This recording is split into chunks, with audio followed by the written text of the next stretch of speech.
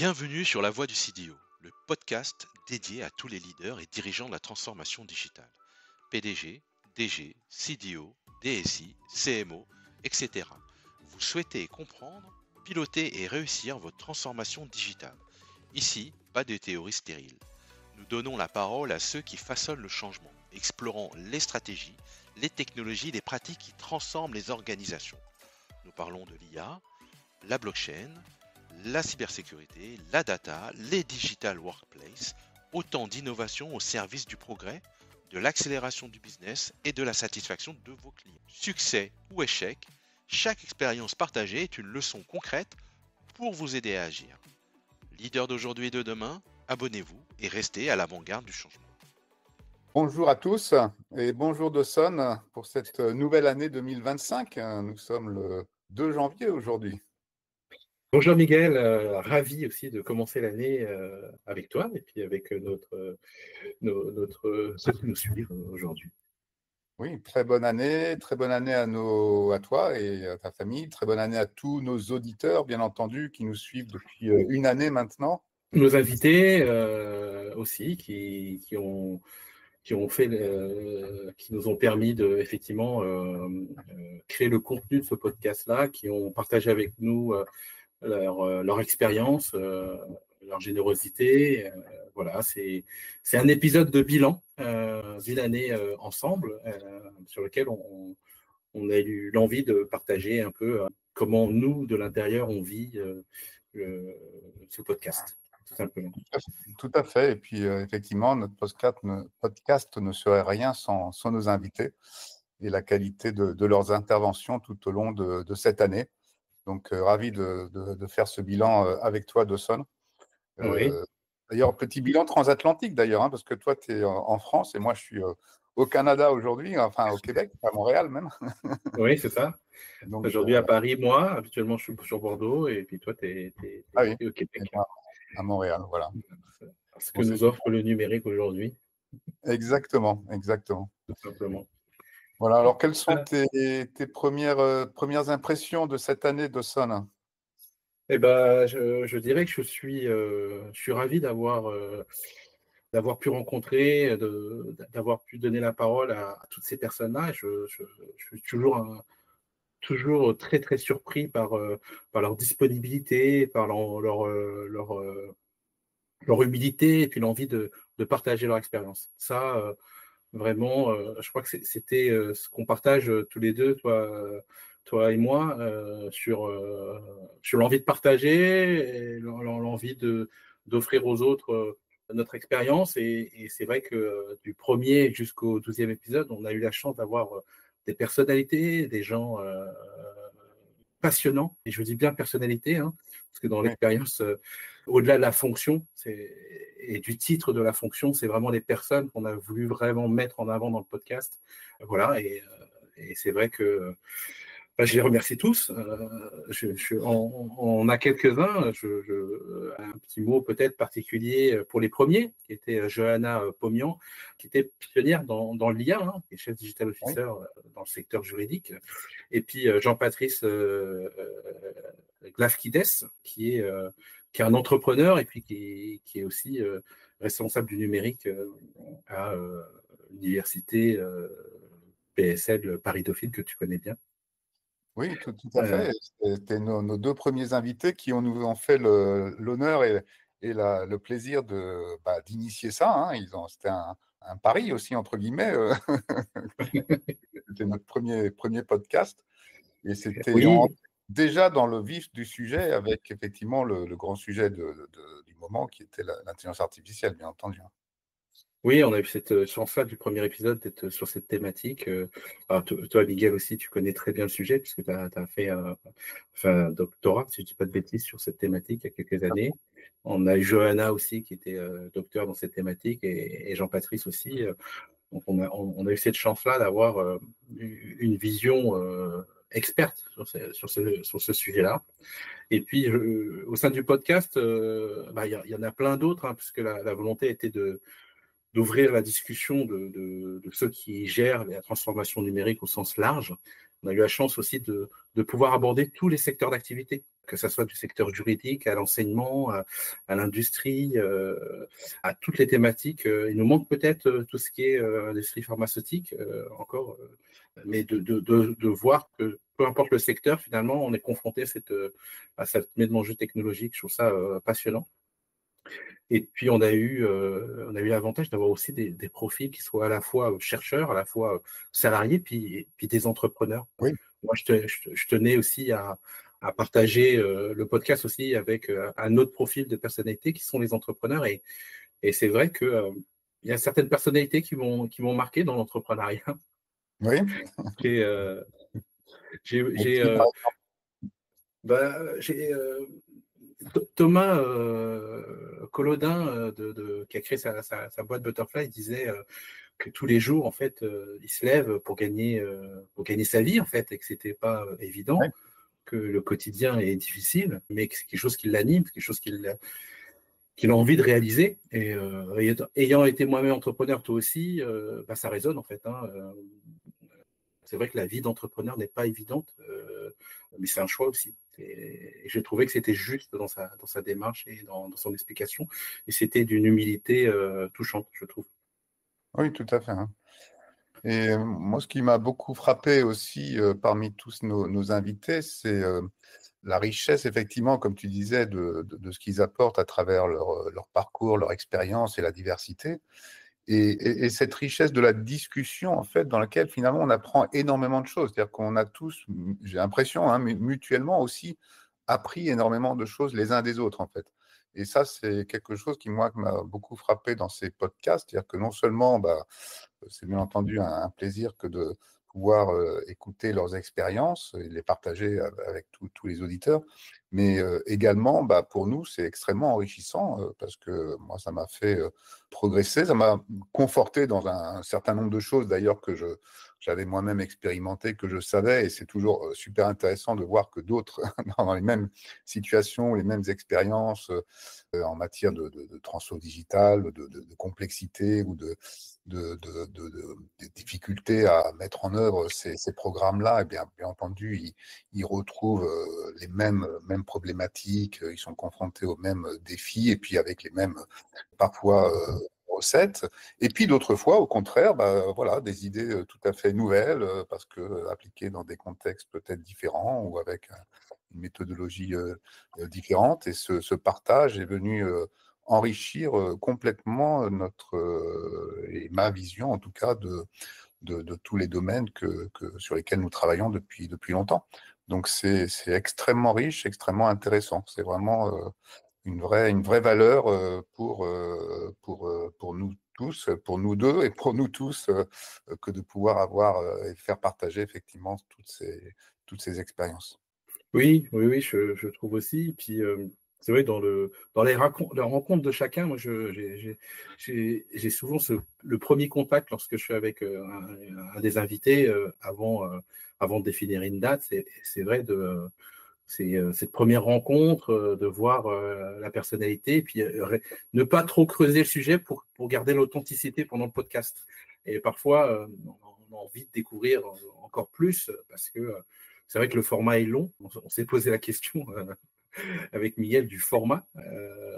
Et puis les retours de ceux qui nous suivent ont été plutôt positifs, en disant que même si le format est long, le contenu de nos invités est tellement passionnant que les gens se reconnectent, aiment aller jusqu'au bout de l'analyse de chacun. Donc ça, je leur remercie à vous tous de nous faire ce retour-là. Et puis, toutes ces personnes qui se prêtent au jeu, je voudrais en oublier aucun. Donc, si tu me permets, je vais les citer au fur et à mesure. Je voulais remercier Vincent Oliveira, qui est fondateur de Webin, qui est une start-up effectivement qui est plus du côté marketing, qui va révolutionner ou accompagner l'expérience utilisateur grâce à l'IA. Louis Abraham, qui est un spécialiste de tout ce qui est NLP et l'intelligence artificielle. Raoul Saada était un avocat en droit du numérique, qui nous a éclairé sur les enjeux RGPD et tout ce qui est réglementaire autour de cette révolution numérique. On a eu la chance aussi d'avoir Pierre-Yves de Brito, qui est un expert autour de l'IA, très proche de la data analyse, data science, qui a travaillé au sein de grands groupes à l'international. David Henri Bismuth aussi, qui a travaillé longtemps dans des grands cabinets de conseil et qui est en charge de l'innovation et qui a lancé sa société aujourd'hui dans le marketing digital et qui a une fibre très dans l'initiative puisqu'il est aussi sur des sujets métavers.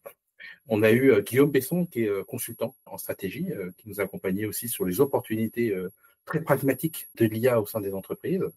On a Thomas Collodin, dont je parlais, qui a créé sa société Butterfly, qui accompagne les sites e-commerce à optimiser leur performance, et notamment leur ROI sur leur activité. Sébastien Robert, data, qui a travaillé au sein d'une société dans le crédit et le financement, qui a une vision aussi très large de ce que peut apporter le digital dans les entreprises. William Nate Mazzi, qui travaille chez Equimetric et qui environnementaliste avant tout et qui nous a donné une perspective sur les enjeux justement RSE, sur l'usage de l'IA et l'impact que ça pouvait avoir sur l'environnement. On a eu la chance aussi d'avoir Olivier Beauvais qui est en charge du numérique chez Alstom. Donc, on est dans le secteur de l'industrie et qui nous a partagé son expérience riche, parce qu'il était aussi entrepreneur dans une vie précédente. On a eu la chance aussi d'avoir Louis Choquel, qui aujourd'hui a travaillé dans l'industrie des jeux vidéo en ligne, des applications mobiles, et qui aujourd'hui est sur l'impact de l'IA au sein des entreprises de manière aussi très pragmatique à travers des prompts. J'ai souvenir qu'il a une vision peut-être un peu différente des autres, mais une vision très opérationnelle du sujet.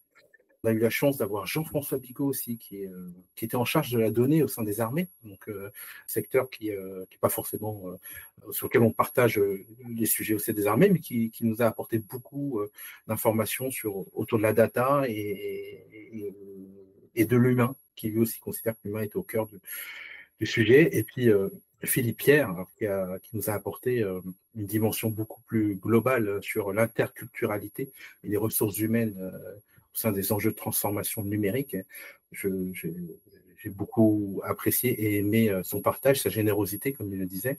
Et après coup, il nous a partagé aussi l'ensemble des ouvrages qu'il a écrits de manière totalement ouverte. Donc, encore un acte de grande générosité. On a eu la chance d'avoir vraiment des super invités, Mickaël. Oui.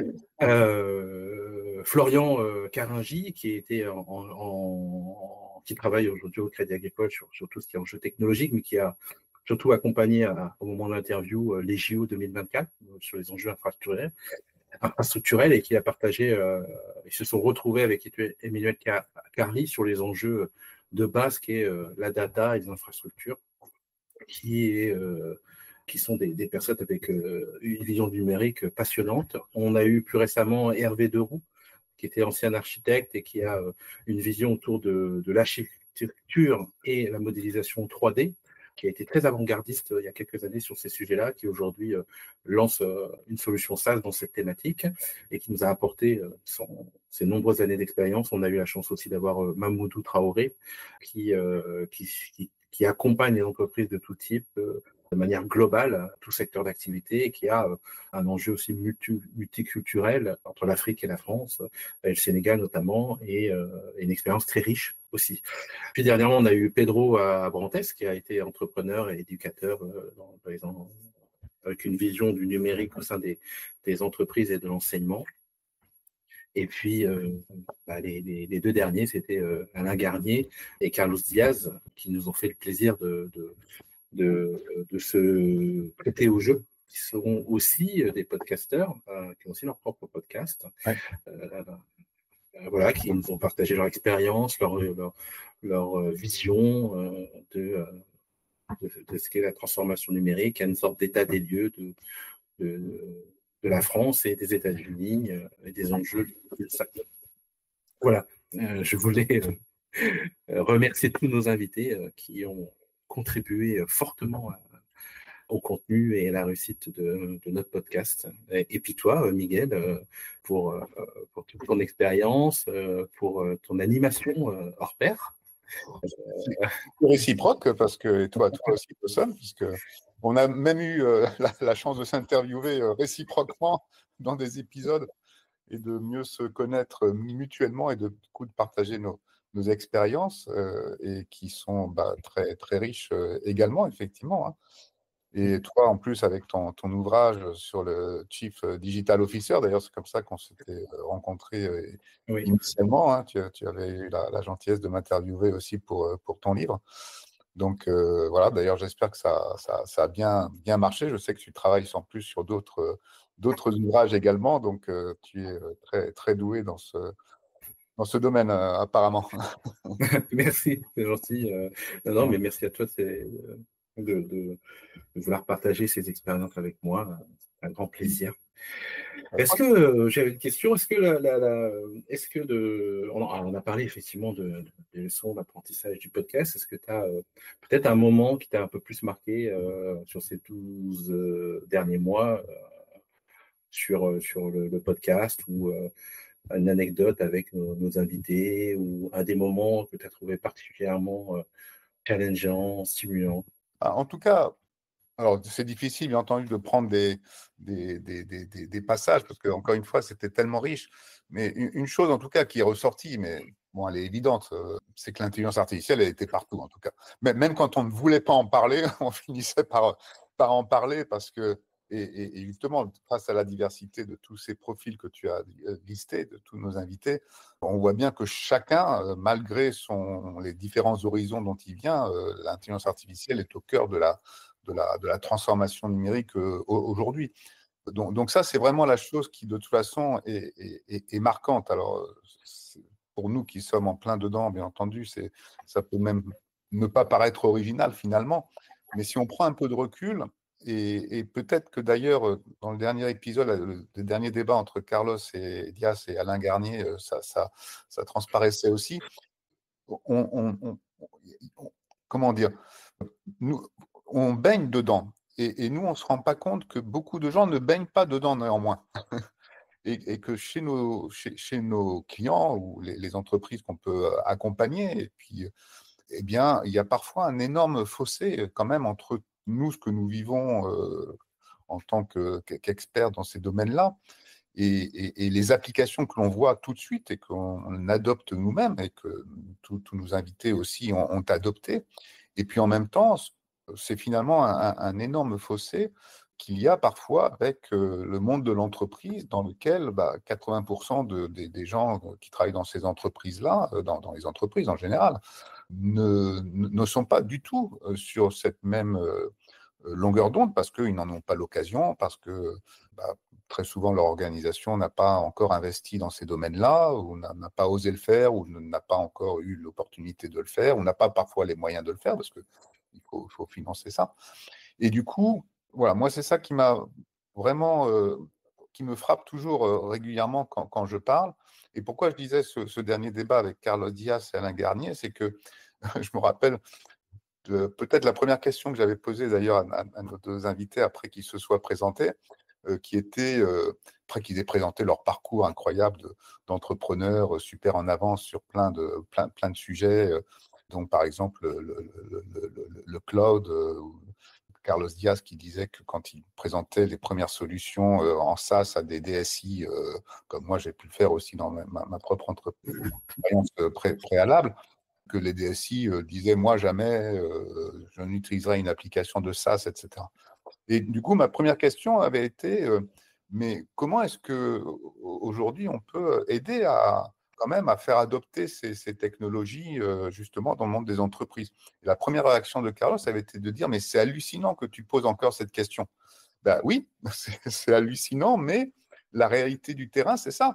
C'est que les entreprises ne sont pas immédiatement prêtes à adopter ces technologies, à les déployer, et qu'il y a un cycle d'adoption et de déploiement qui est énorme parce qu'il y a beaucoup de gens, beaucoup de personnes à former, à accompagner, et puis beaucoup de cas d'usage à identifier, beaucoup de problématiques à monter et qu'effectivement, ce n'est pas si simple que ça dans la vie de tous les jours et dans la réalité de tous les jours. Donc du coup, on est à la fois quand on est entre nous, entre guillemets, entre gens du métier ou en tout cas qui appliquent le digital dans leur travail quotidien, beaucoup de ces choses-là nous semblent évidentes.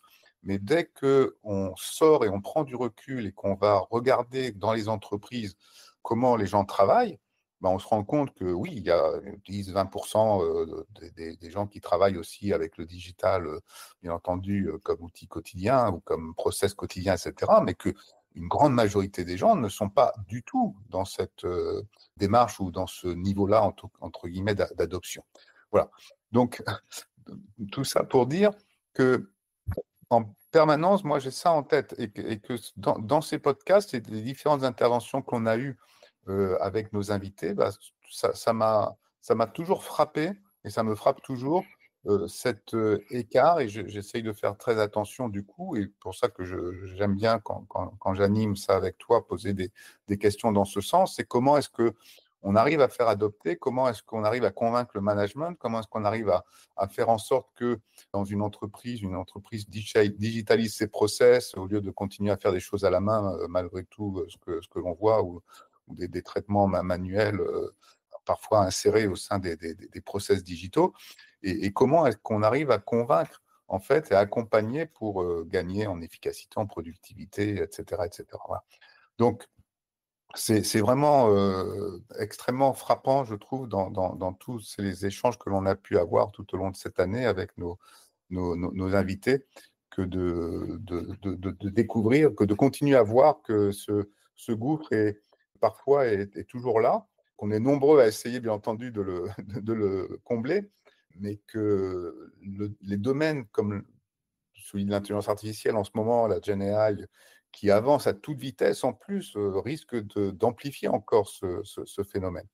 Donc, il faut vraiment, et j'espère que notre podcast, du coup, peut être utile aussi dans ce sens-là, grâce à tous nos invités et à ces échanges, qui est de faire découvrir et de faire connaître encore plus, non seulement, bien entendu, quelles sont ces nouveautés technologiques et les usages, bien entendu, qu'ils embarquent avec eux, mais surtout, comment est-ce qu'on peut le mettre en place et que, oui, on peut le réaliser, il faut de la volonté, il faut des moyens, bien entendu, mais que tout ça a à la clé des succès et que c'est pour, bien entendu, le bien, on parle de productivité, mais aussi, on parle aussi de bien-être au travail, quand on a des process plus intelligents et plus efficaces. Et, et donc, c'est un tout, en fait, qui est en fait extrêmement important à mettre en œuvre. Oui, alors je te rejoins sur ça entièrement. Et ce qui m'a aussi beaucoup marqué, alors je ne sais pas si c'est le cas de tous nos invités, mais ce qui m'a beaucoup marqué, c'est l'ensemble des invités qui ont énormément d'expérience, qui ont vu énormément d'entreprises. C'est vrai que l'arrivée de l'IA et à la vitesse dont c'est arrivé et les usages a bluffé un peu tout le monde, le retour que j'en ai. Et qu'aujourd'hui, on essaie de trouver les usages, comment l'entreprise peut l'adopter pour les entreprises qui sont déjà très matures. Les entreprises qui le sont moins, je constate, moi, dans mon entourage, des gens qui essaient la première fois une IA générative sont très rapidement addicts. Il y a vraiment une facilité d'usage dans l'interface qui permet vraiment de gagner du temps. Sans pour autant, au sein des entreprises, il y a encore le constat, c'est qu'il y a une méconnaissance de quel impact ça va avoir au sein de l'entreprise. Ouais. Vraiment, les gens voient l'usage, les gens peuvent l'utiliser peut-être de manière très atomisée, mais moi qui l'utilise quotidiennement, toi aussi, l'impact et le gain de temps que ça permet est quand même assez bluffante. Assez bluffante. Je ne sais pas ce que tu en penses. Oui, complètement. Alors déjà, je pense qu'il faut séparer l'usage individuel et là, et même l'usage grand public d'ailleurs, parce qu'effectivement, le grand public, et je connais parmi mes enfants, par exemple, et tout un tas de générations de jeunes que je peux côtoyer aussi, ils ont à 80 ou 90% tous adopté la Gen AI de toute façon dans leurs études, dans leurs travaux divers et variés, etc.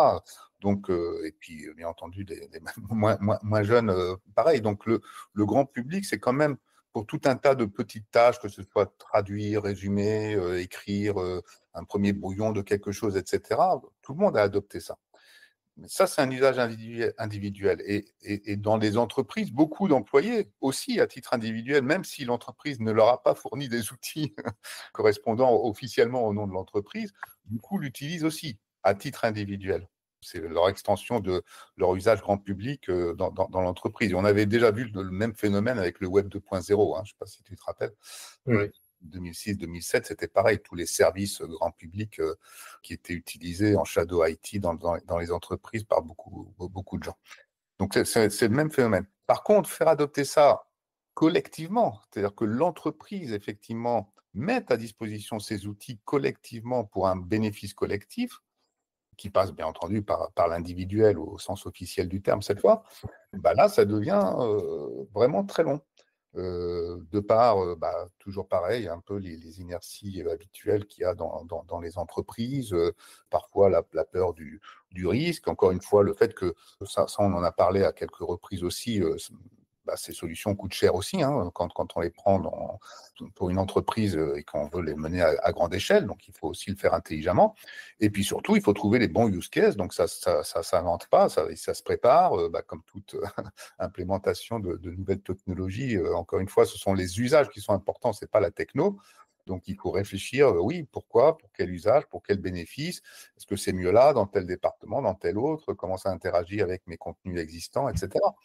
Donc, c'est pour ça que ça prend forcément plus de temps au sens collectif et de l'entreprise, mais il faut s'y lancer. Si on n'y va pas, bien entendu, on sera en retard, à la ramasse même, par rapport à d'autres qui pourraient avancer très très vite dans ce domaine-là. Parce que ce que l'on constate et ce que tous nos invités nous ont dit à longueur de podcast, c'est qu'il y a réellement des vrais retours sur investissement. Il y a des vrais gains de productivité individuelle et collective. Donc oui, il faut investir, il ne faut pas investir trop tard. Donc il faut y investir tout de suite, il faut commencer petit, bien entendu, progressivement, mais il faut le faire. Et donc ça, c'est vraiment fondamental. Donc tu as raison, il y a bien cet écart entre le grand public, entre guillemets, ou l'adoption individuelle, qui est bluffante et que finalement, les uns et les autres, c'est quand même de rentrer effectivement dans les mœurs et dans les habitudes de pratique de beaucoup de gens. Et je pense que de grande majorité des gens à titre individuel, personnellement ou en shadow IT dans l'entreprise, et l'adoption par les entreprises elles-mêmes officiellement pour leurs employés. Après, ce que j'ai aussi beaucoup aimé le long du podcast, c'est que c'est venu de manière très récurrente et systématiquement. C'est pour tous, hein, l'humain est au cœur de la transformation numérique, hein, qui est l'IA ou pas, peu importe les personnes qu'on a pu rencontrer. Philippe Pierre l'exprimait encore plus, hein, puisque de formation sociologue, nous exprimait effectivement l'enjeu de l'humain au cœur de l'entreprise. Et puis, tous les CDO, CTO ou CIO le partageaient aussi. Et la question qui me vient, c'est, et qui a toujours été le cas, il y a toujours un peu de décalage entre les enjeux de rentabilité et puis le turnover des équipes, ou parfois le manque de ressources, d'avoir les bons profils. Moi, j'avais un peu ce discours-là, mais j'ai fait évoluer. C'est que dans différents échanges, je me disais, en fait, l'entreprise qui n'est pas assez mature, qui ne comprend pas les enjeux numériques, c'est next. Et puis, au fur et à mesure des échanges, je me dis, en fait, il y a aussi un challenge d'arriver à les accompagner, à les convaincre des enjeux de demain, en fait. Hein. C'est vrai qu'on est dans une situation où on est plus sollicité que être demandeur. On a aussi ce luxe-là de pouvoir refuser des projets. Mais on a aussi peut-être ce challenge de dire, c'est aussi un challenge d'accompagner ces dirigeants, ces entreprises à basculer dans une entreprise plus numérique, plus agile, plus mature par rapport aux enjeux de demain, surtout avec l'arrivée de l'IA. Oui, c'est sûr. Et en plus, enfin, on rend service, entre guillemets. Enfin, on accompagne vraiment, et c'est gratifiant en plus quand on arrive justement à voir les résultats dans ce contexte-là. Oui, donc tu as raison, hein. C'est moins facile que d'aller travailler avec des gens qui ont déjà adopté et qui, qui sont preneurs chauds, effectivement, pour avancer. Mais c'est voilà, si on peut, bien entendu, et je pense que c'est notre rôle, accompagner les entreprises et leur faire découvrir justement ces perspectives-là. C'est extraordinaire. Bah, de toute façon, moi, vraiment, ce qui me motive toujours, et comme tu as dit, hein, c'est l'aventure humaine, tous les invités l'ont effectivement exprimé, en fait. Donc, c'est vraiment fondamental. L'humain est vraiment au cœur, en fait, de la transformation digitale. La technologie, elle est là. Donc voilà, il n'y a plus d'excuses en tout cas pour ne pas transformer digitalement son travail quotidien, puisque la technologie est là pour permettre de le faire. La seule chose, c'est parfois on ne sait pas qu'elle est là et on ne sait pas comment l'utiliser, voilà. Mais après, le vrai souci et le vrai problème, c'est bien l'humain, individuel et collectif, de faire et de l'accompagner.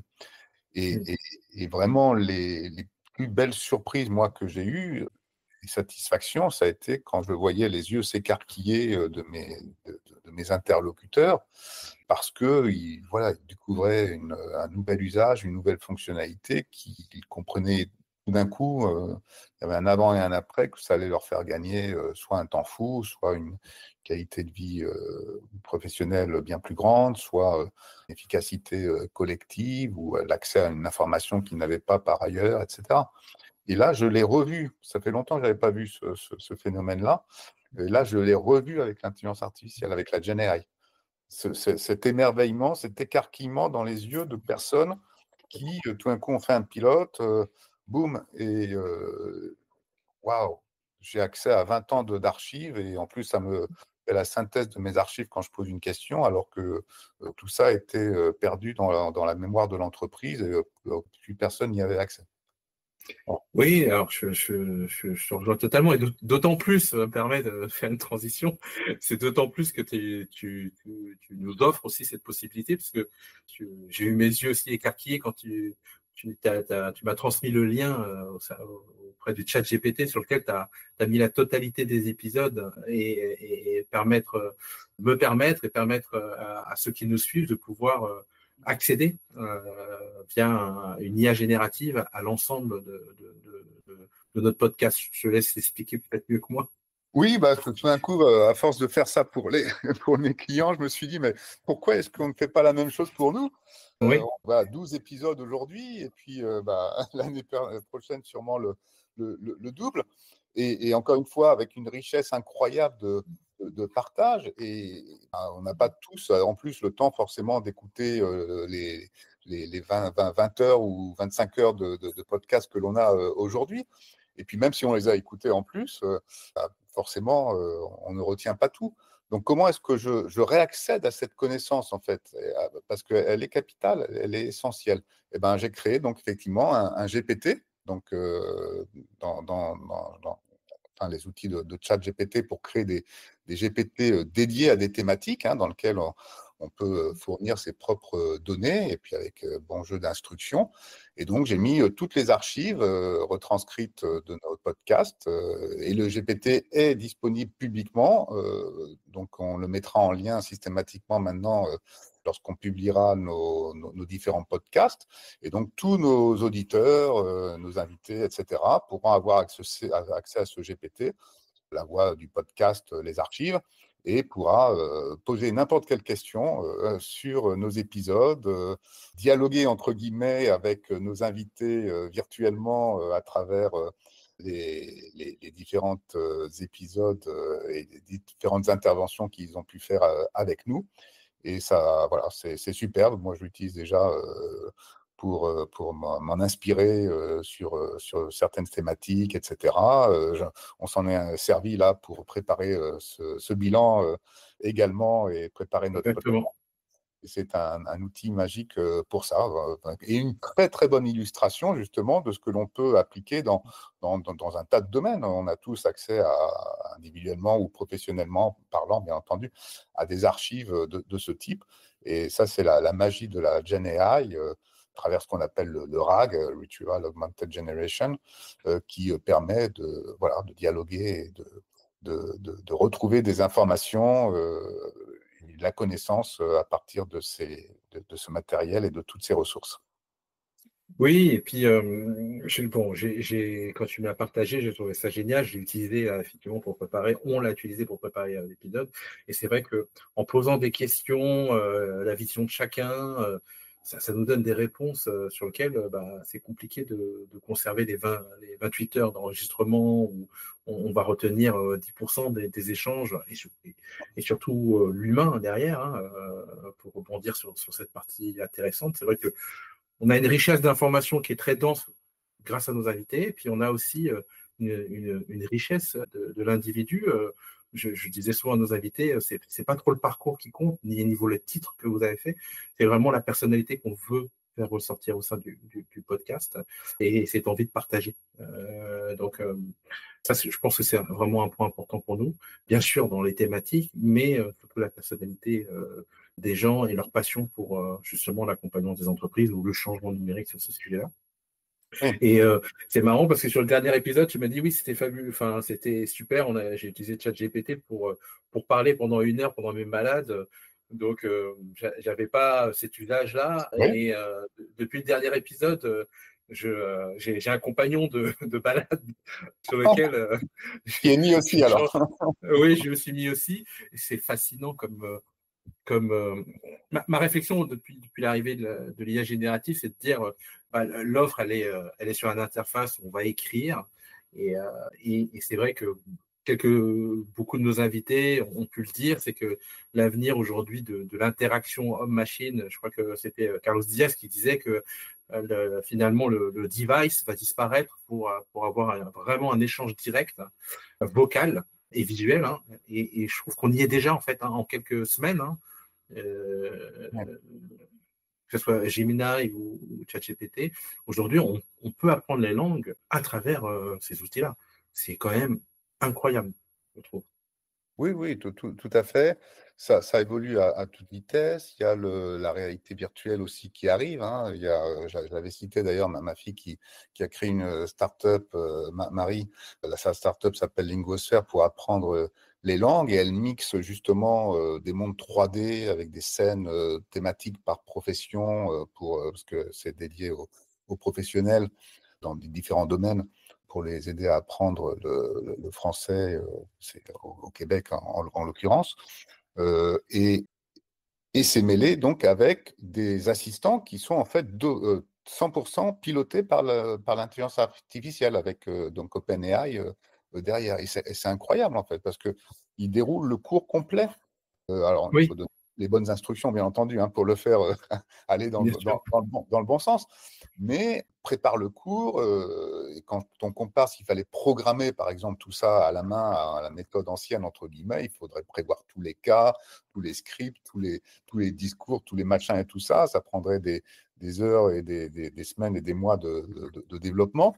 Et là, non, on décrit en langage naturel ce que l'on veut, les contraintes, les parcours, les interactions, etc., en donnant les grandes lignes, mais en gros, je crois qu'on est à 50 ou 70 lignes d'instructions, pas plus que ça. Et derrière, ça génère automatiquement les cours et plugué donc derrière une interface virtuelle 3D. Donc, ça permet d'immerger, et avec la voix, bien entendu, hein, et donc ça permet d'immerger les apprenants directement dans cet univers. Donc, ça laisse vraiment préfigurer, effectivement, le futur. Le futur, c'est ça. On va supprimer les devices, les lunettes connectées, tu vois. Oui, Alors, bon, Meta qui a sorti les premières, il y a aussi plusieurs startups qui font ça. Moi, d'ailleurs, en 2016, j'avais écrit un article. On m'avait demandé pour une revue à VNC d'écrire un petit article sur comment je voyais 2030. J'avais dit 2030, ce seront des assistants personnels intelligents qui nous accompagneront partout. Ben voilà, GenAI, elle est là. et des lunettes connectées qui nous permettront à tout moment d'avoir un écran en réalité augmentée qui nous permettent de voir, voilà, sans écran physique, mais directement à travers les écrans, de pouvoir interagir avec le monde numérique. Et là, ça y est, on y arrive. Donc, tout ça est en train de se mettre en place et on n'aura plus besoin, bien entendu, bientôt de ces interfaces. Les assistants personnels type Alexa, Google, je ne sais plus comment il s'appelle, Nest, je crois, etc., c'est pareil. Bon, ils sont encore d'ancienne génération d'IA, ceux-là, hein, donc Oui. il faut attendre qu'ils se mettent à jour. Apparemment, ils ont quelques soucis quand même pour sécuriser tout ça. Ça met un peu de temps à sortir, mais ça va sortir dans les mois qui viennent sans aucun doute, où on pourra dialoguer directement. D'un point de vue pédagogique aussi, c'est fondamental en fait. Oui. Tu vois les cours que les enseignants donnent.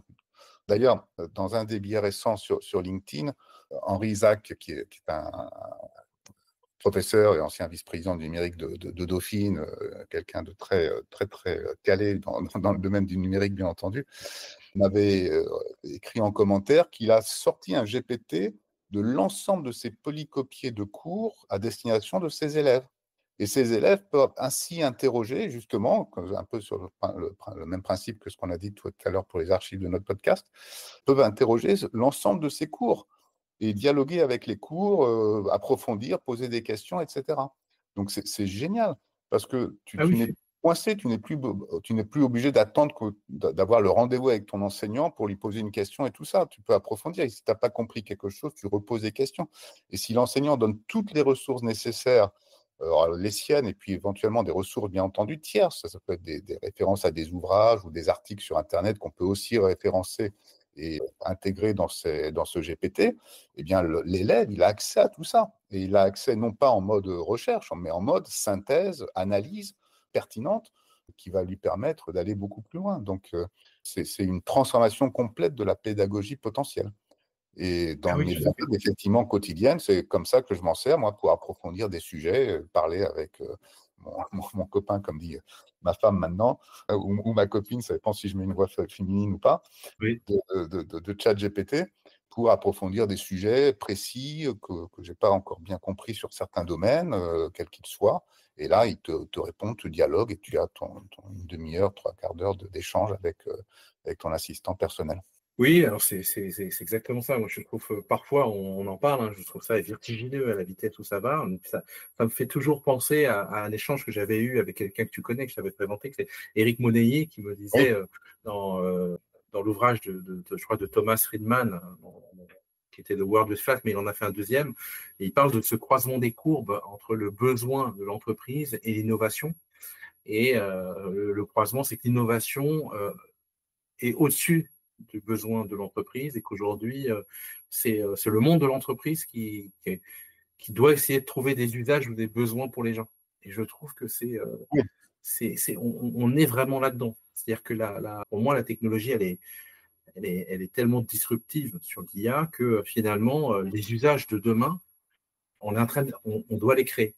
Et à la limite, est-ce qu'on sera capable de les créer? Je ne suis pas sûr. Enfin, ça va tellement vite que finalement, on aura à peine le temps de créer un usage que en fait, ça sera déjà dépassé. J'ai toujours ce sentiment-là. oui. Et puis, pour rejoindre les échanges et l'apprentissage, je suis d'accord pour une chose, c'est qu'effectivement, moi, j'ai eu un enseignement où à la correction des copies, on l'avait 15 jours après. Aujourd'hui, on l'a en temps réel. Ça permet finalement d'acquérir les étapes de la formation beaucoup plus rapidement que d'attendre les 15 jours, le temps de la personne nous donne son retour, la correction d'un travail à réaliser. Donc, je trouve que ça accélère même la qualité de l'expérience. Et puis, j'avais fait une expérience assez amusante. Alors, je ne l'ai pas retenté récemment, c'est que je m'étais dit, tiens, ça serait amusant de mettre autour de table des philosophes pour aborder ce sujet de l'IA. Et j'avais demandé à ChatGPT de mettre autour de la table Freud, Spinoza, d'autres penseurs contemporains. Et j'avais échangé autour d'une table comme si j'étais autour de notre podcast sur leur vision de ces Ah oui, sujets-là. Et j'avais trouvé ça bluffant parce que sous le prétexte d'une table ronde et d'une discussion autour d'un thé ou d'un café ou d'une boisson, d'un cocktail, eh ben, on apprenait en fait la position de chacun des auteurs sur leur philosophie en fait. Donc il y a aussi cet apprentissage un peu plus simple et plus ludique qu'on peut rencontrer grâce à l'IA. Je trouve ça incroyable et ça, il y a tellement d'idées qui peuvent arriver là sur les années à venir, les mois même à venir. D'ailleurs, ça me permet de poser la question, comment tu vois, toi, cette année 2025 et 2026 qui arrivent? Alors, avant de répondre à ta question, en fait, ce que tu as dit juste avant m'a fait penser à une des thématiques qu'ont abordé à plusieurs reprises aussi nos invités, qui était la notion de citizen developer. Parce qu'en fait, Oui, voilà, parce qu'en fait, ces outils-là, et on vient de l'illustrer dans notre discussion, elles donnent la possibilité à des gens qui ne sont pas justement des développeurs, enfin des techniciens, des techniques, entre guillemets, qui n'ont pas cette compétence, ils leur donnent la possibilité vraiment de programmer, enfin de réaliser des implémentations numériques. Et plusieurs de nos invités, Jean-François Bigot, Philippe Pierre, Carlos Diaz lui-même, David-Henri Bismuth et d'autres en avaient parlé dans les débats. Et c'est très, très important, en fait. Donc, c'est une sorte de démocratisation, en fait, de l'accès au monde numérique qui est en train de se faire. Je crois que j'avais cité le Web 2.0 tout à l'heure, qui était quand même une énorme étape aussi. C'était déjà oui, une partie de cette démocratisation, rendre l'Internet participatif, en fait, avec le User Content Generated. Et là, maintenant, c'est effectivement la capacité, en plus, à n'importe qui, finalement, en programmant ses assistants, grâce à du langage naturel, en générant même du code, hein, grâce au langage naturel, et même des applications complètes, hein, on le voit, hein, avec Claude d'Anthropique ou avec les dernières versions de Mistral aussi, de ChatGPT bien entendu, et tout ça, la capacité à générer vraiment du code hyper sophistiqué et de qualité. J'ai des clients qui ont diminué de 30% leur production de code, enfin 30% est automatisé oui, avec les outils informatiques déjà, même sans, pour des professionnels en plus même du développement. Voilà, donc ça c'est un domaine très très important. Et du coup, par connexion, enfin corrélation en tout cas, ça me fait penser aussi à la problématique de la souveraineté numérique qui a été abordée par plusieurs de nos invités. oui, Et ça, c'est un vrai débat. Alors, on a eu le débat vraiment passionné entre Carlos Diaz et Alain Garnier sur le sujet, avec les deux approches, Carlos depuis les États-Unis, Alain depuis la France, et qui montrent effectivement deux visions, mais on voyait bien qu'ils arrivaient quand même à se mettre d'accord sur un certain nombre de sujets quand même au fur et à mesure du débat, mais qui sont deux façons de voir les choses. Mais je pense qu'on a un vrai, on ne va pas refaire le débat ici, mais un vrai souci quand même en France et en Europe plus généralement par rapport au reste du monde, les États-Unis, la Chine aussi, qui avance quand même à toute vitesse, d'une manière un peu différente, mais qui avance sans trop de barrières à toute vitesse. Et il y a quand même un enjeu, et peut-être que c'est là où je reviens à ta question, sur 2025 majeur. Parce que, bon, ben, nous vivons néanmoins en France. Moi, j'ai un petit pied au Canada quand même, et donc en Amérique du Nord. Mais en France et en Europe, à la fois, on avance à toute vitesse, quoi, bien entendu, mais en même temps, plein des innovations de ces derniers mois, elles ne sont pas accessibles en Europe officiellement. oui, Les dernières versions de Meta ne sont pas accessibles. Le voice, la vraie voix interactive, le ChatGPT, la dernière version, elle n'est pas officiellement accessible non plus en mode totalement interactif. Apple Intelligence d'Apple, il n'est pas accessible. Il ne sortira qu'en mars-avril. Voilà, alors des gens comme nous, on contourne les interdictions en mettant soit nos appareils en mode américain, 100%, soit avec des oui, VPN quand c'est possible, etc. Mais bien entendu, le commun des mortels ne peut pas faire ça. Donc, on a un vrai souci. Donc, 2025, à la fois, c'est des tonnes de nouvelles opportunités qui arrivent. Bon, certains annoncent que O3 de ChatGPT serait l'AGI, la fameuse Artificial General Intelligence, c'est-à-dire le niveau presque similaire à l'intelligence humaine, alors avec plein de guillemets, tout ça, hein. Mais bon, ça veut dire que ils sont en train d'aller encore plus loin dans la capacité de raisonnement, d'analyse, de traitement que vont pouvoir amener ces moteurs d'intelligence artificielle. Donc, on va encore continuer à avoir énormément de progrès sur 2025. Ça marche à toute vitesse. Il y a des batchs de start-up chez Y Combinator, le plus gros incubateur américain de la Silicon Valley, de 180 startups par mois. Je crois que c'est Carlos Diaz qui nous disait ça l'autre jour. C'est ahurissant. Donc ça avance à toute vitesse. Et en même temps, on a des freins et des barrières en permanence qui fait que finalement, on ne peut pas non plus bénéficier de tout ça.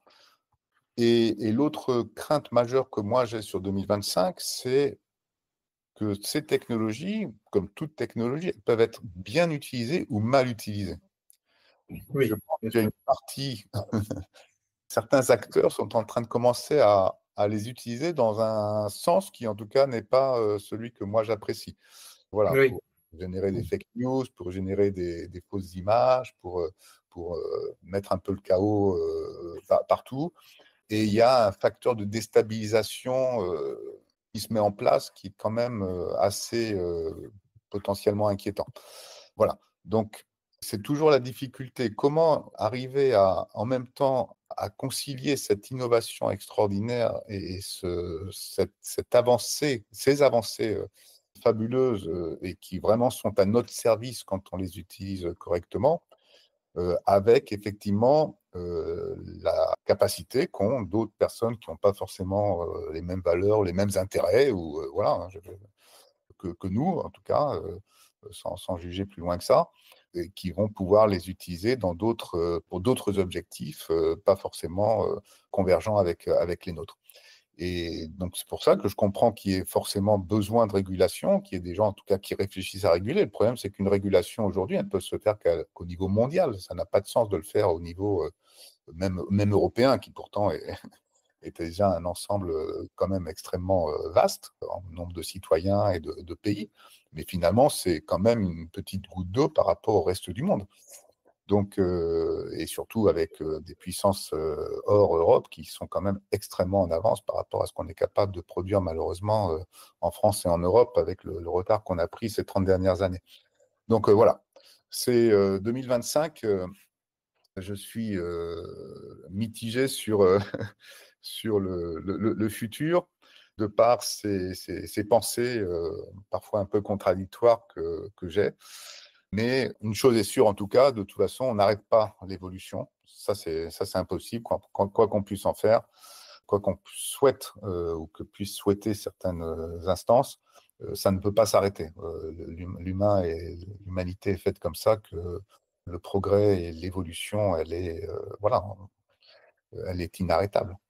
Donc, il faut l'embrasser, il faut la embrace en anglais, il faut l'adopter, il faut la maîtriser, et voilà. Et puis, nous, à notre niveau, on en fait l'usage le meilleur possible pour nous, pour nos proches, nos clients, tout l'écosystème dans lequel on navigue.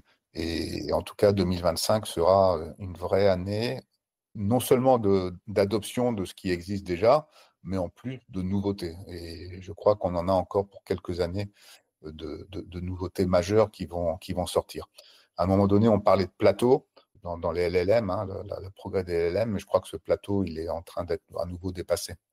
Il y a peut-être un problème à venir dont beaucoup parlent, c'est qu'on manque de contenu nouveau, entre guillemets, et que de plus en plus de LLM commencent à être formés sur des contenus qui eux-mêmes ont été produits par des LLM, oui, qui peut être potentiellement un problème.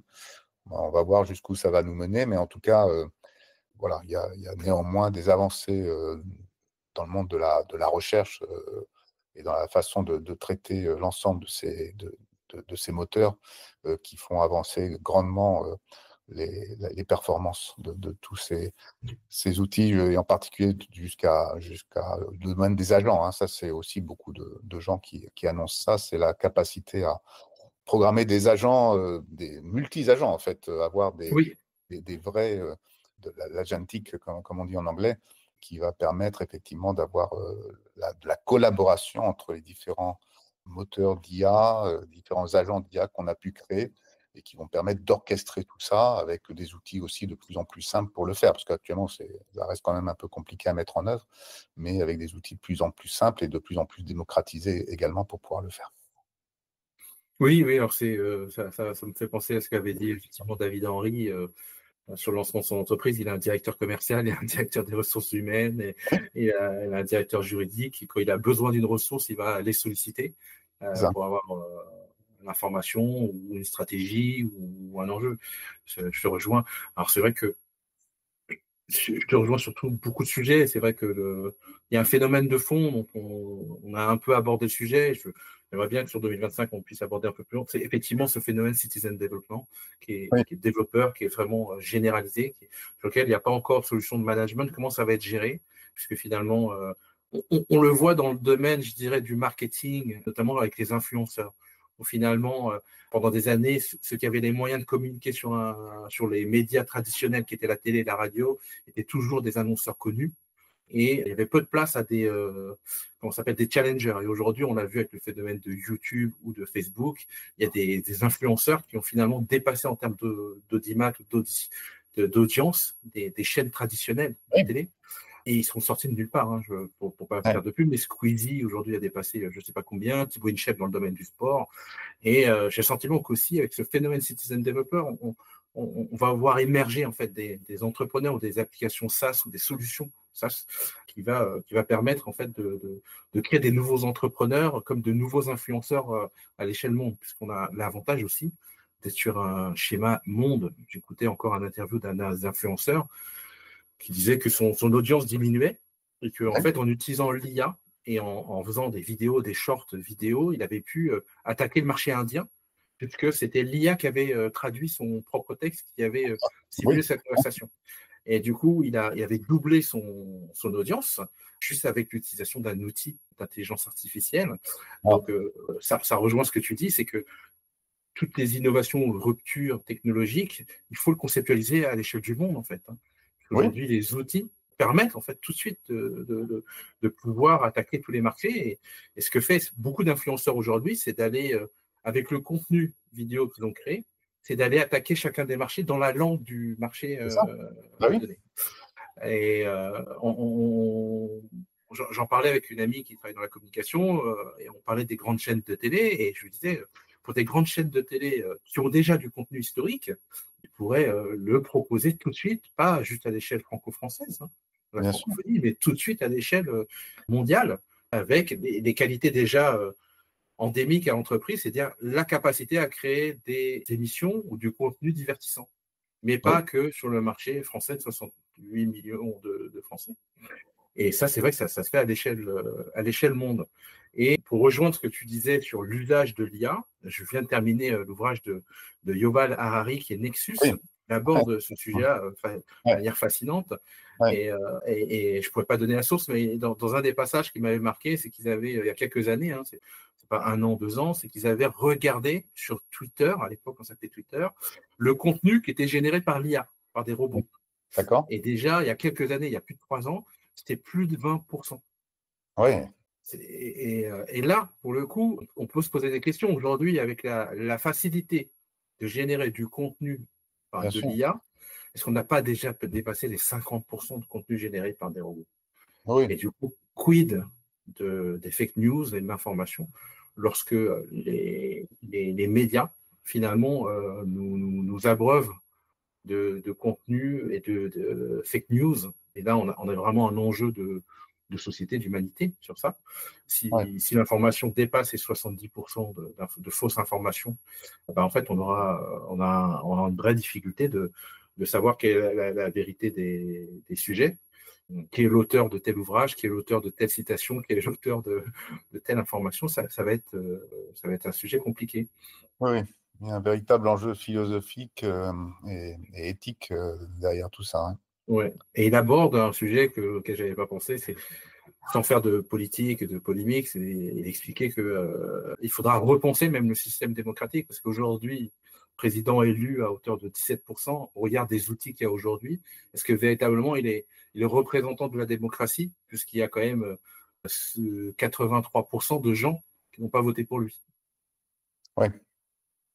Donc, il y a ce questionnement aussi de comment les nouvelles démocraties vont se construire avec cette nouvelle technologie qui est mise à disposition et comment on peut créer une expérience aussi de société, hein, pas que juste dans le côté business ou expérience, il y a aussi qu'est-ce que la société va proposer aujourd'hui avec l'usage des IA et toute la recherche autour de l'emploi aussi des IA. Hein. On a abordé le sujet des revenus universels, passionnant.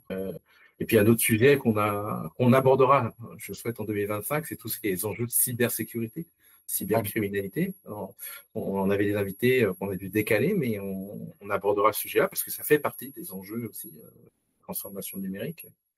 Oui, tout à fait. Malheureusement, il y a des populations extrêmement puissantes aussi qui passent leur temps à nous agresser, à nous attaquer, effectivement, et là aussi à déstabiliser, en particulier les démocraties. Oui. Donc, il faut absolument se défendre là-dessus. Donc, ça va être passionnant aussi d'écouter ces experts dans ces domaines-là et de voir qu'est-ce qu'ils peuvent nous apporter comme insights. Hein. Et c'est vrai que nos démocraties, je pense qu'elles sont en danger. Hein. Oui.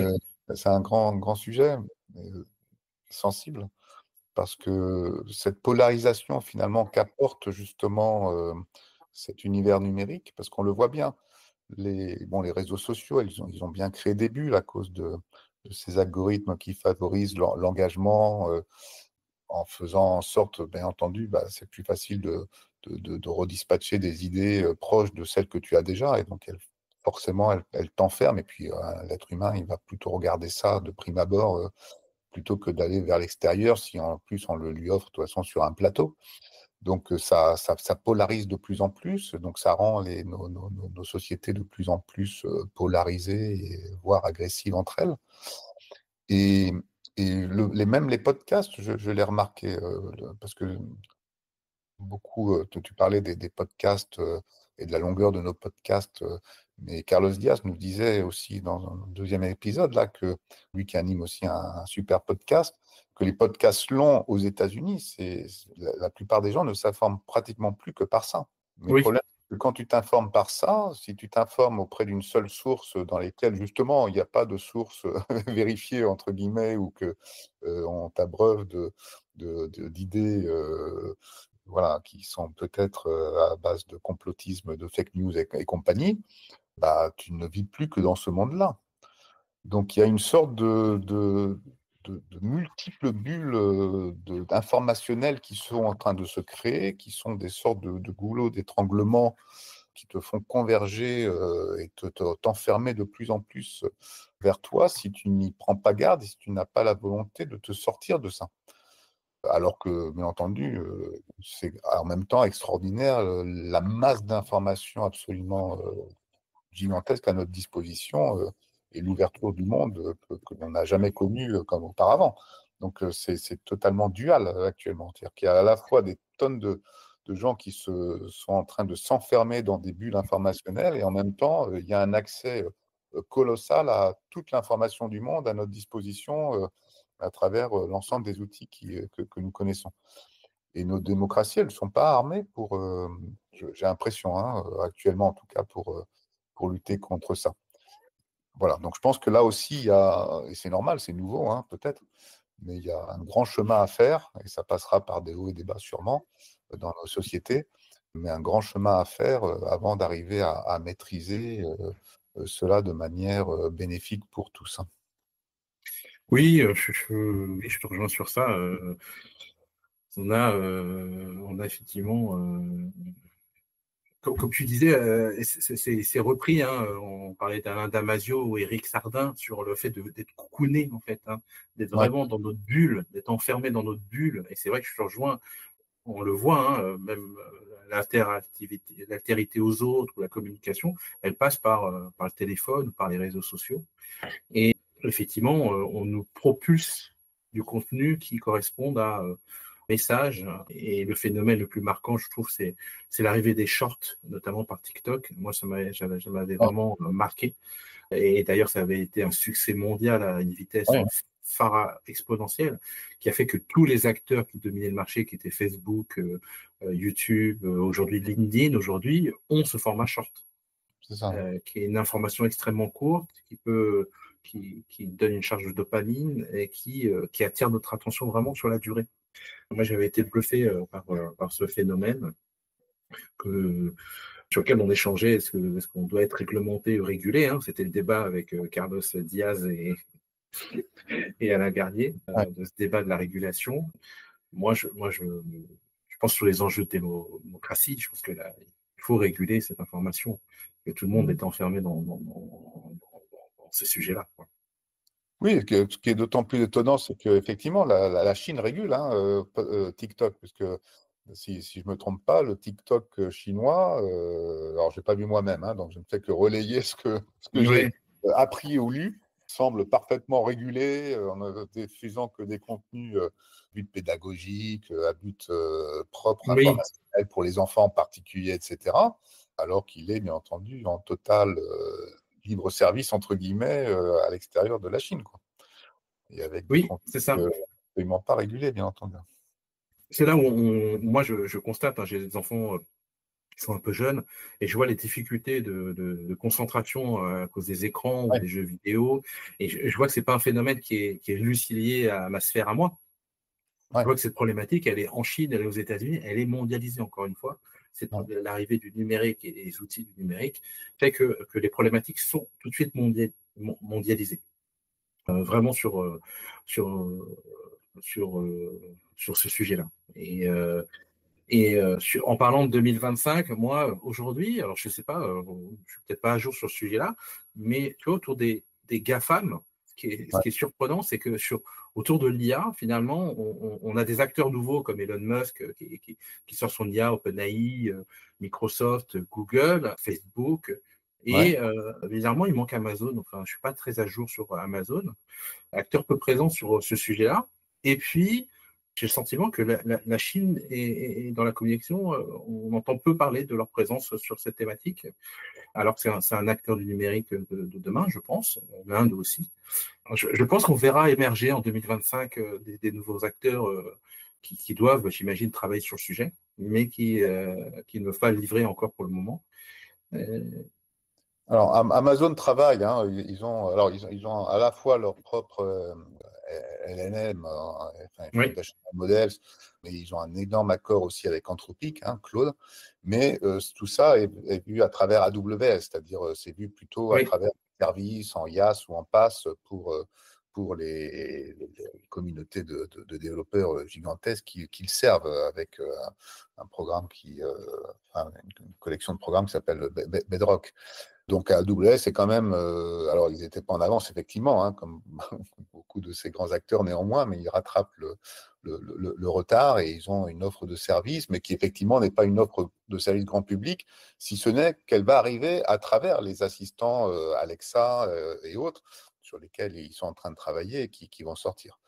Donc, je pense qu'Amazon, en tout cas, de par sa position, sera un acteur majeur, soit en propre, soit à travers ses partenariats, bien entendu, dans le futur très, très proche.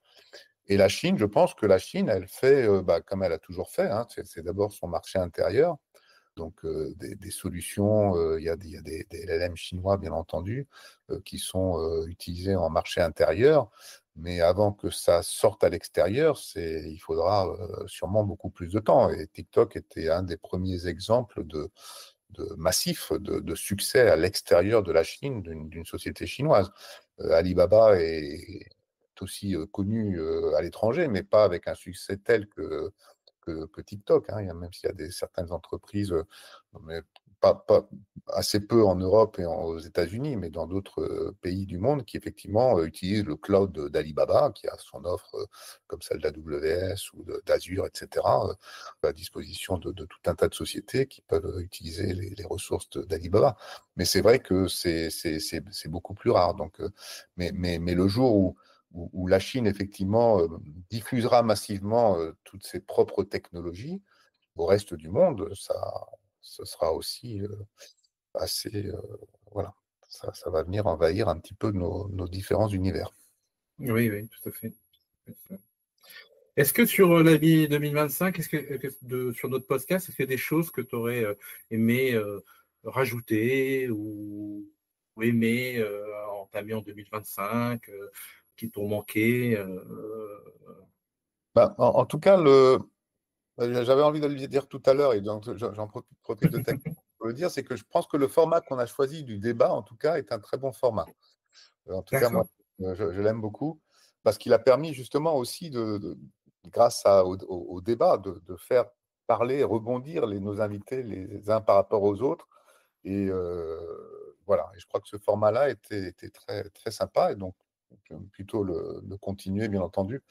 Et j'aimerais bien avoir des grands DSI, grands dans le sens qu'ils accompagnent des grandes sociétés. Oui, Donc j'ai quelques, quelques noms en tête, bien entendu, que je vais essayer de faire venir. Parce que ça, c'est super intéressant aussi d'écouter, parce que c'est aussi néanmoins une façon de réfléchir différente quand on a une DSI de plusieurs milliers de personnes au sein d'un groupe qui fait 100 000 ou 150 000 personnes. Bah, tu n'as pas les mêmes enjeux que quand tu gères, bien entendu, une PME ou une ETI ou même une boîte de 10 000 personnes, de 15 000 personnes. Donc, c'est super intéressant aussi d'avoir le retour, parce que les contraintes de ces DSI ou de ces Chief Digital Officers, bien entendu, ou d'autres professionnels, en tout cas liés au numérique dans ces grands groupes, sont super intéressants à entendre. Donc ça, j'aimerais. Et puis, je pense que ce qui m'a plu aussi dans certains de nos échanges, comme tu l'as dit aussi en introduction, c'est l'ouverture avec des profils très différents. Philippe Pierre, par exemple, ou même Carlos et Alain, qui finalement, quand on parlait de souveraineté, on parlait même de philosophie, de libertarisme, de tout un tas de notions qui sortent quand même du pur technique. Et donc, d'avoir aussi des intervenants peut-être qui ont une réflexion soit plus philosophique, soit plus sociétale, soit plus sciences humaines sur les sujets, pour venir compléter effectivement l'angle un petit peu technophile que l'on peut avoir parfois de par nos propres sensibilités, ou de par effectivement les rôles de DSI ou de CDO classiques, entre guillemets, que l'on peut avoir. Voilà. Donc, c'est apporter peut-être cette richesse. Voilà. Je pense que ça serait très intéressant de pouvoir compléter, et justement avec ce format débat, de pouvoir mêler dans un même débat ces différents points de vue. ok, super. Et toi? Alors moi, je te rejoins sur ça, sur le format. Oui, l'idée, c'était de donner la parole en fait à nos pairs, hein, ceux qui vivent le même métier que nous, leur laisser le temps de parole sur un format long. Parce qu'on fait pas, c'est pas de la promotion, hein, c'est surtout, on fait ça à côté de notre Ouais. activité principale. Donc c'était de donner la parole à des gens qui vivent les sujets de transformation et qui ont les mains dedans. Et le format table ronde long et propice, puisque ça laisse le temps à chacun, et chacun nous a apprécié l'expérience, parce qu'on demande systématiquement Ouais. comment ils ont vécu l'expérience. Parfois, certains profils m'ont donné envie d'aller au-delà d'un format table ronde, parce que il y avait une telle Ouais. richesse, une telle Ouais. profondeur, que parfois, moi, en les connaissant en off, je me dis, il y a un sujet, on n'a pas abordé, il y a un sujet, on n'a pas abordé, donc on s'est dit, on refera les épisodes. Et puis là, récemment, je me suis dit, tiens, est-ce que la vision de chacun a évolué un an après? Moi, je Ouais. réfléchissais, tiens, j'aimerais bien réinviter un tel, parce que l'IA est allée tellement vite que finalement, est-ce qu'ils avaient, en tant qu'experts, anticipé autant cette accélération, et voir un an après comment leur réflexion a évolué, a changé. Ça, je trouverais ça super intéressant de voir comment les choses changent, et puis que la personnalité change aussi, parce que ça dénote aussi une agilité Bien aussi sûr. à pouvoir se remettre en question sur ces sujets-là. Et effectivement, c'est cette envie finalement, comme dans nos métiers, à toi et moi, de se dire, en fait, on met autour d'une table, en fait, tout le CODIR, le comité exécutif d'une entreprise, parfois avec les Ouais. frictions qu'il peut y avoir entre le marketing, la DSI, même si on est dans le même objectif, ou les ressources humaines, qui sont souvent parfois mis à part. Et du coup, c'est pour ça que je pense qu'on a vraiment beaucoup apprécié l'intervention de Philippe Pierre, qui avait une vision plus sociologique sur le sujet-là et qui peut analyser finalement les relations interpersonnelles. Et je te rejoins sur le fait effectivement d'intégrer tous les profils et puis peut-être de faire évoluer les gens qui nous suivent sur la manière dont une DSI ou un directeur juridique ou un directeur marketing peut raisonner différemment de lui. Et je trouve que c'est ça qui enrichit, parce que parfois, lorsqu'on est au sein d'une culture d'entreprise et qu'on est avec les mêmes interlocuteurs, parfois on a moins le temps d'aller ouvrir ces sujets-là parce qu'il y a des enjeux qui parasitent la relation. Et là, peut-être d'entendre un autre directeur marketing donner son point de vue sur des sujets qui pourraient être le tiers relayeur, je trouve, nous fait grandir. Voilà. Et je te rejoins sur ça. J'adorerais encore plus élargir avec des gens avec une vision encore plus large, jusqu'à même des dirigeants d'entreprise, genre les PDG. Oui. Comment ils voient leur transformation numérique, quelles sont leurs inquiétudes, parce qu'effectivement, c'est eux qui sont à la tête de l'entreprise. Et comment il manage un codir et comment il définit la vision, puisque ça reste quand même le capitaine à bord. Oui, oui. Et je trouverais ça super enrichissant sur cette partie-là. Oh. Après, je vais être un peu bavard et il y a des sujets parce que c'est comme je dis, le podcast, c'est quelque chose qu'on fait en plus de notre vie de famille et de notre métier. Ouais. C'est probablement d'aborder des sujets qu'on n'a pas abordés l'année dernière, qui est effectivement un tour de table autour de la cybersécurité, un tour de table autour du citizen development, du no-code, low-code, qui est un sujet d'innovation, autour de la data, et puis des secteurs d'activité qu'on n'a pas encore eu le plaisir d'interviewer. Peut-être sur des sujets de logistique, sur des sujets recherche et développement dans le côté médical, et puis peut-être des intervenants plus à l'international, peut-être, oui, pour avoir une vision du numérique. Est-ce qu'on est confronté aux mêmes problématiques finalement en Espagne, en Italie, en Chine, ouais, ou aux États-Unis, finalement, parce qu'on est sur des sujets worldwide. Et du coup, est-ce que finalement toutes les entreprises ne sont pas confrontées à la même problématique d'adoption technologique, puisque on a les mêmes outils, puis on est des êtres humains, donc ça nous rejoint sur ce sujet-là. Voilà un peu. Ça serait super intéressant. Ouais. Et d'ailleurs, tu m'avais suggéré, quand on préparait, de faire un appel justement à nos auditeurs. Si vous avez des gens justement tels qu'on vient de le définir, qui vous semblent intéressants à interviewer, n'hésitez pas à nous le faire savoir. Oui, et nous mettre en relation. Voilà. Alors que c'est à la fois la fonction, mais moi j'aime, je crois que c'est le point important de notre podcast, c'est aussi l'humain. Oui. Je considère que je pense qu'on a tous été marqués dans notre vie par un mentor ou un manager ou quelqu'un qui nous a accompagnés. Et je pense que c'est aussi les faire connaître aux autres, puisque si on a eu la chance de rencontrer cette personne, c'est de faire connaître aussi aux autres en tant que personne qui amène de la valeur humainement et puis dans son expertise aussi. Tout à fait. Eh ben, c'est un sacré programme pour… Sur 2025, n'hésitez pas à nous aider, à nous proposer des sujets que vous aimeriez aborder, des sujets qu'on n'aurait pas assez peut-être aussi approfondis, parce qu'on n'est pas parfait, hein. Et pour nous permettre de créer de plus en plus de contenu qui soit intéressant pour vous. Bien, merci Dawson pour cette année passée ensemble. Merci à toi, Miguel. Merci beaucoup. Et merci encore une fois à tous nos invités.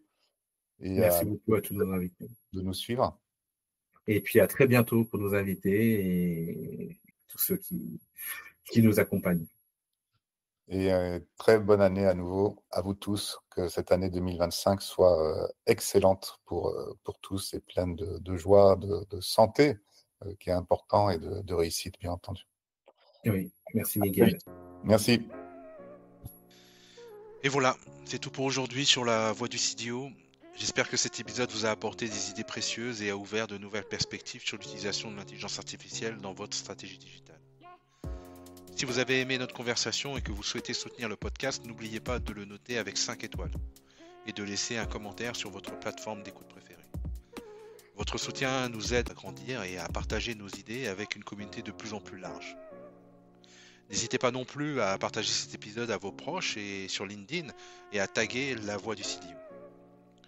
Retrouvez-nous le mois prochain pour un nouvel épisode plein de surprises, d'innovations et des invités toujours plus inspirants. D'ici là, continuez à innover, à expérimenter et à diriger. C'était un plaisir de vous avoir accompagné aujourd'hui. À très vite sur La Voix du CDO.